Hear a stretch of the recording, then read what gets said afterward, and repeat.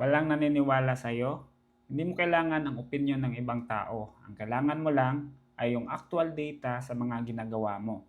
So this video nga pala ay para sa mga computer technicians, mga computer shop owners, and other startup company na meron silang mga ideas na ginagawa para sa kanilang mga negosyo. Pero ang iba ay hindi na nila ginagawa or hindi na nila pinagpatuloy dahil they are seeking for validation from other people. Yo, what's up mga boss? It's me again, Roger Silvido. At meron na po akong 5 taong experience sa pagpapatakbo ng computer shop business. Dati rin po mga boss, no, kagaya nyo rin po ako na nagsisimula pa lang, home base pa lang kami. Dumating talaga sa punto sa buhay ko na ultimo mga pamilya ko, friends ko, kahit yung mga kakilala ko, hindi naniniwala sa mga ginagawa ko. Pero hindi yun yung dahilan para tumigil ako. So, I just focus on what's working on me and then, ayun, sa awa ng Diyos, umabot na kami. Ngayon, almost 6 years na yung business namin which is yung Blue Arm Computers. So, ang sikreto ko lang talaga mga boss, no, ay, ayun, hindi ako nakikinig sa mga sinasabi ng iba, kung ano yung na-observe ko din sa ibang tao, sa ibang negosyo. Wala akong paki, kumbaga, nag-focus lang din ako sa kung ano yung meron sa akin. So, ang punto ko lang talaga mga boss, no, ay hindi mo talaga kailangan ng opinion ng ibang tao. Mag-focus ka lang sa actual na data na nakukuha mo sa actual na ginagawa mo. So, case in point mga boss, no, ngayon, meron pala kaming bagong upgrade sa business namin, which is Blue Arm Computers. Ang pangalan po niya is Blue Arm Plus. So, this is a platform, parang Foodpanda lang din siya. So, sa Foodpanda, ang in-order nyo po doon ay food deliveries. So dito sa Blue Arm Plus platform, isa po siyang platform for IT services. So instead na food yung in-order nyo, yung in-order nyo doon sa Blue Arm Plus is mga IT services naman. So naghahanap pala kami ng mga partner technician dyan, partner service provider naman. Ayun, so PM lang kayo sa page or sa akin. So sa ngayon mga boss, no, na naghahanap ako ng mga tamang partner, tamang service provider na makakapartner ko hanggang dulo sa Blue Arm Plus. Akala ko dati mga boss, yung pinakamaganda kong ma-partner is yung mga existing computer shop owner na meron na silang physical store. Pero nung meron na akong nakuhang partner talaga na meron siyang physical store, so ayun, nagbibigay na ako ng mga project sa kanya. Nagbibigay ako ng customer. So isa sa na-experience ko sa kanya is kapag meron ka na palang computer shop, so most likely medyo busy na yung business na yon sa sarili nilang customer base. So kapag merong isang third party kagaya namin, isang platform sa Blue Arm Plus, so kapag bibigyan ko siya ngayon, hindi obligado na kami yung priority niya dahil meron din siyang sariling customers. So ayun, nagdesisyon ako na kumbaga I decided based doon sa data na nalikom ko.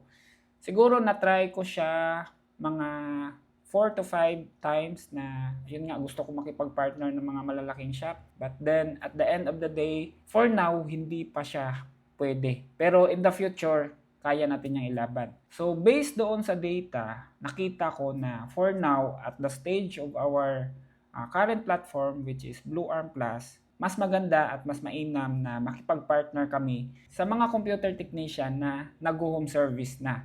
Bale, distansya muna kami sa mga meron ng mga shop dahil yun nga, dahil sa factor na yon na hindi pa sila makapag-commit sa amin dahil meron nga silang existing shop. Later on, maybe we can adjust naman. So, yun lang naman, ang lesson learned naman doon mga boss, no, based doon sa nabigay ko na example, huwag kang makinig sa ibang tao. Tignan mo yung datos, tignan mo yung data na nakukuha mo mismo sa mga ginagawa mo araw-araw. And then, based doon sa data na yon, doon ka mag-decide.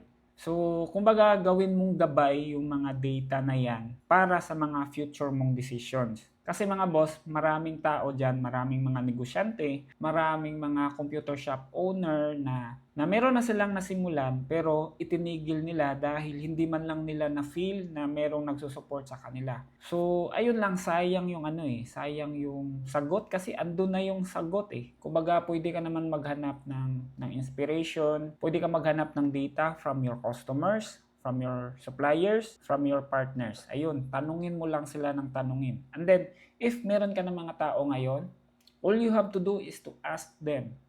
Ano ba yung gumana sa kanila? Tanungin mo sila, ano ba yung failure nila today? Ano ba yung hindi gumana sa kanila for this week? For this month? Ano ba yung gumana sa kanila na ganito, ganyan? And then, based doon mo ma-formulate yung tamang decision para sa negosyo mo. So, sinishare ko po ito sa inyo ngayon mga boss, no? Dahil naniniwala ako na kahit na anumang bagay or anumang ideas or strategies or venture man yan, yung ginagawa mo ngayon, kahit na walang naniniwala sa'yo, pero as long as na ikaw mismo as an entrepreneur, as a business owner, ikaw mismo meron kang tiwala sa sarili mo, sure ako na mahanapan mo talaga ng solusyon yan. Dahil ang kalaban natin dito mga boss, no, ay yun nga, meron kang plano, maganda yung plano mo, maganda yung pangarap mo. Pero sa kadahilan ng walang nagsusupport sa'yo, wala kang nakitang progress, nakinig ka rin sa mga ingay sa labas, and then automatic na nag-quit ka, yun yung pinaka ayaw nating ma-experience dahil at the end of the day, pangarap mo yun, parang itinapon mo lang din. Time will come in the future, maalala mo na this idea is sariling idea ko yan. And then,